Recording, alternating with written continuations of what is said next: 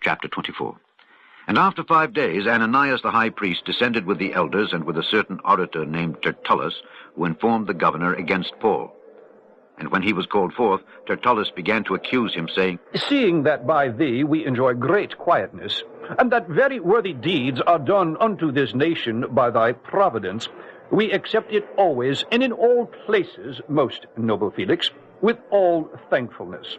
Notwithstanding that I be not further tedious unto thee, I pray thee that thou wouldst hear us of thy clemency a few words.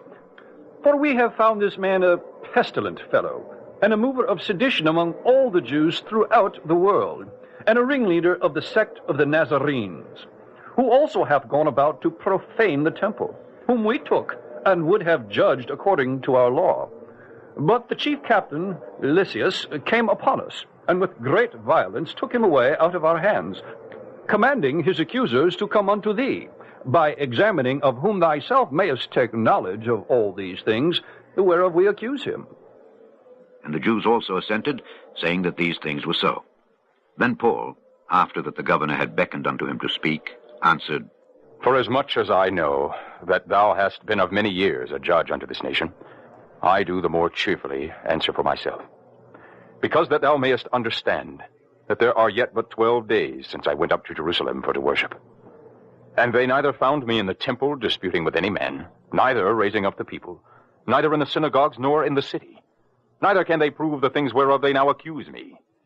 But this I confess unto thee, that after the way which they call heresy, so worship I the God of my fathers, believing all things which are written in the law and in the prophets, and have hope toward God, which they themselves also allow, that there shall be a resurrection of the dead, both of the just and unjust.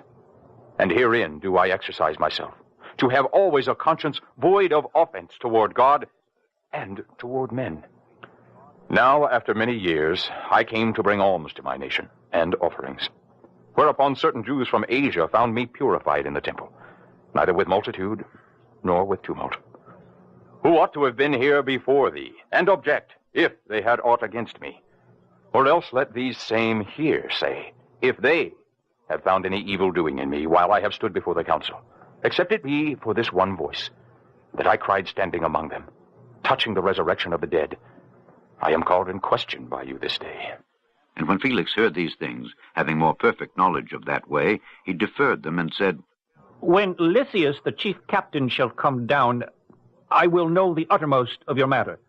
And he commanded a centurion to keep Paul, and to let him have liberty, and that he should forbid none of his acquaintance to minister or come unto him.